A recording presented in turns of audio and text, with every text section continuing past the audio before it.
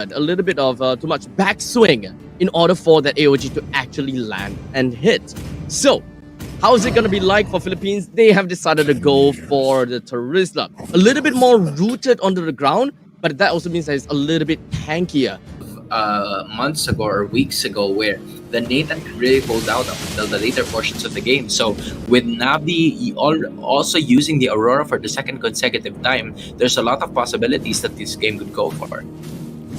So right now, it's so difficult for us to even be able to tell what's a good composition because both teams is even Stevens. It's all about their micro and macro play at this point in time. In fact, both teams are not exactly super great in the early stages of the game. So I would say that micro decisions in the early part of the team fights, not that big of a deal.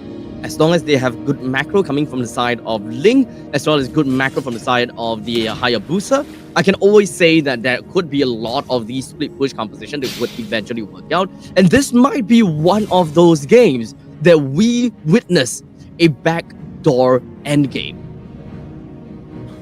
Yeah, there could be a possibility for that as well. I was just, looking for a Louis for them to be able to do that. However, you can also take note that the Ling from the Philippines could potentially do that if they want to, but the Morris, good heal, getting in there right just in time, courtesy of the passive. So now Tegami is going to be taking the brunt of the damage, and she is going to be going down here, courtesy of the Philippines. What seemed to be a really good start coming in from Cambodia didn't pose so well for their respective team as we speak, as the Philippines tends to get first blood. Action still not ending here, as Vivero's going to be taking the brunt of the damage. UEE is going to be, going away from that one. Not a lot of damage, not enough damage to take the Philippines down. Oh, that shy bit of damage. Just a single hit onto a Morris. Oh boy. Just a one little hit. But the passive just had to pop up and give that massive amount of heal over to the side like a Dita. That's just so annoying to see. And for Tegami to go down because of that overextension, it's definitely gonna hurt. In the meantime, you gotta have to look at the battle spells as well, right? Philippines so far have been loving the double revitalize composition, and this is where that Terizla also picks up the revitalize together with the Gadokacha. So we won't be able to see a penalty zone flicker from the side of Vivero, and that is a very bold move. Yup, already activating the penalty zone as we speak. Both of them actually landing. The Tiger is going to be using that implosion, but the Philippines is going to be getting that turtle. And also, EE as of that moment. Here goes another one of those Avatar of the Guardian episode plays going to be utilized as well, waiting for the right opportunity. And all of a sudden, the Philippines are getting what they wanted out of that fight, just waiting for the right time to strike, not even using any sort of ultimate before that or right after that turtle fight. That's just the time that they used it. Yeah, so with that said, we are already looking at close to a 3,000 gold lead, realistically at 2,000 gold lead in favor of Philippines. However, they don't really have got a lot of heroes that can actually prioritize and of course to make full use of that the power spike and that lead in the mid stages of the game. Even if we have reached the 8 minutes into the game, I won't think that the Ling will be able to do too much because the best that I can believe is going to be a single Berserker's Fury over to the side of the Ling and perhaps one other item. You gotta have to lead with a lot of kills in order for the Ling to able to pop off and get a total of 3 items just by 8 minutes, and it's very much impossible, let's be honest, yeah. But Paris, he needs to be the one to gets the farm. With a total of 1 kill to his name, he's eventually gonna get his way pretty effectively if he joins in the fight even more.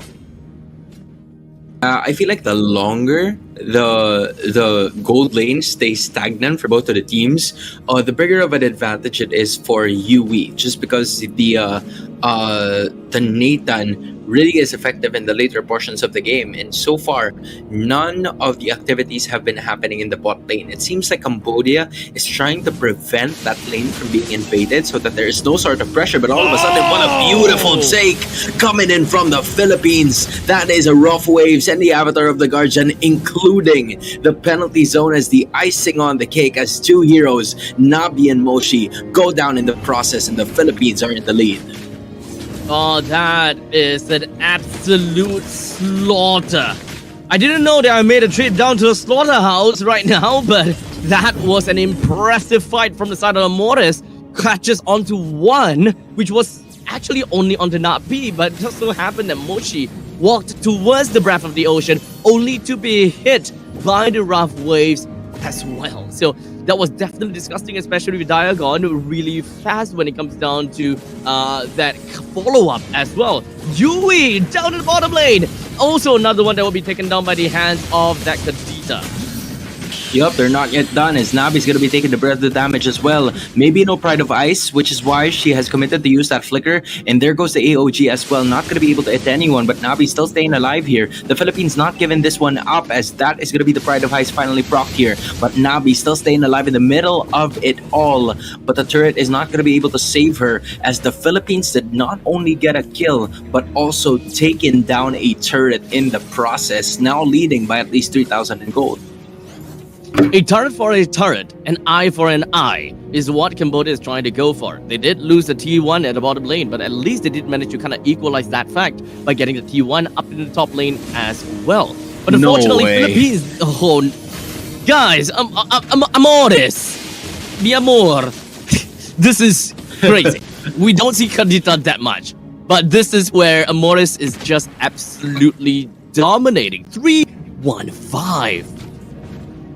Bro, we were literally just talking about why the Philippines isn't really changing as much in terms of the composition that they would want. And here it goes again. Nabi already popping off that Pride of Ice in the penalty zone. Cuts us into 3. And the Implosion is going to be mixed up with it as well. But they will not deal any damage whatsoever. Tagami's going to swerve onto the right. They're looking for the Hayabusa right away, the Philippines. But here comes Yui finally joining the party. The Yagon is going to try to go at it again. But Yui is no longer going to be staying alive. Moshi trying to join the party as well. But that is not going to be the case. Amores here is no longer gonna stay in this fight as Tegami made sure that he can get or she can get at least one, but her life was also taken in return. So the Philippines are in slaughter mode right now. They want to take most of the lives coming in from Cambodia here in the get-go.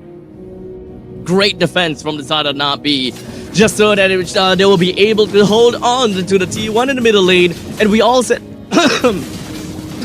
we all mentioned it before, mid lane turrets super important.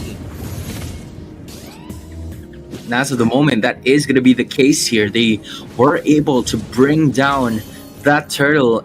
But also for Cambodia, you have to respect the defense here. Just, Nabi taking care of business whenever she wants to. It's just really a good performance coming in from the Aurora, even though she's 0-3-1. Most of the rough waves and the petrify combo coming in from Amores are landing on towards her, but that isn't a reason for her to give up. She has made sure that this is going to be the most important aspect of their game, which is the middle outer turret. Because if they lose that, then that means the Philippines will have access to both of the buffs that Cambodia is supposed to be securing. So they're not willing to let that objective go. And as long as that middle turret is going to be there, they will make sure that they can do something about the lead that the Philippines has.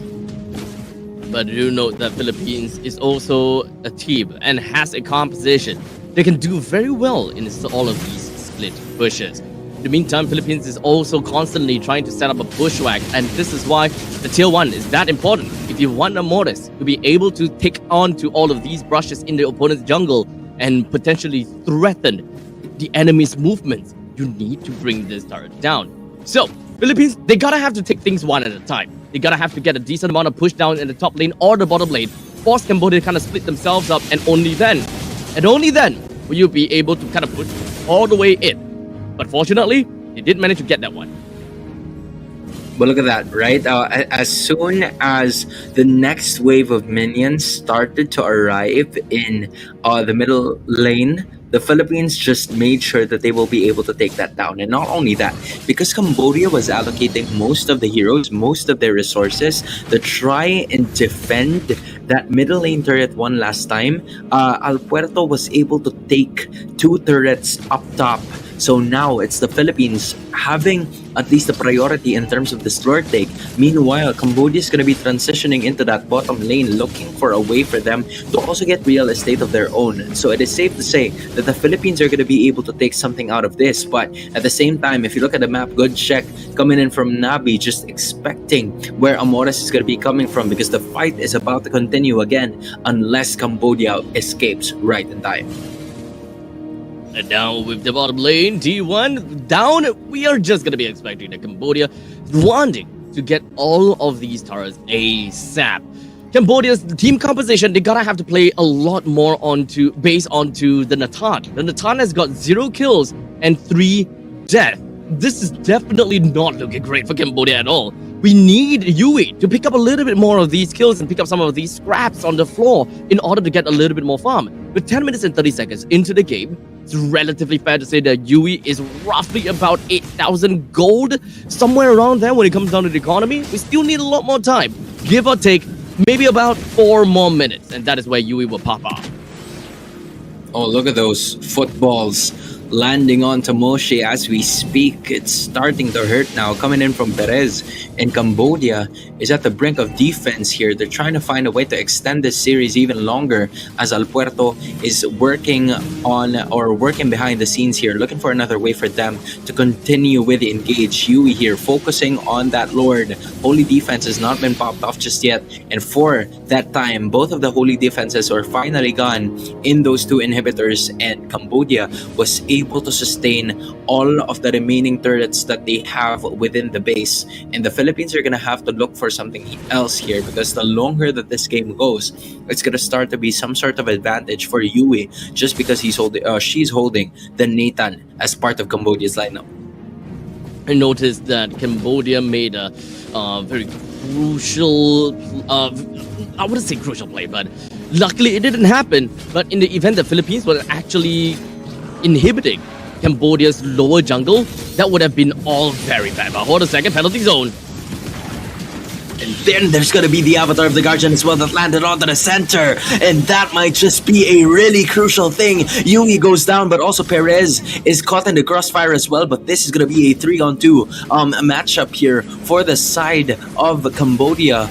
The Philippines looking for another way for them to continue the initiation here, but Tegami's not giving up without a fight, using that quad shadow to be able to escape while also defending the rest of the minions here. And there you have it, the Philippines finally breaks at least 1 or 2 of those inhibitors, and those are going to be crucial, most especially because the Lord is about to spawn in less than 15 seconds.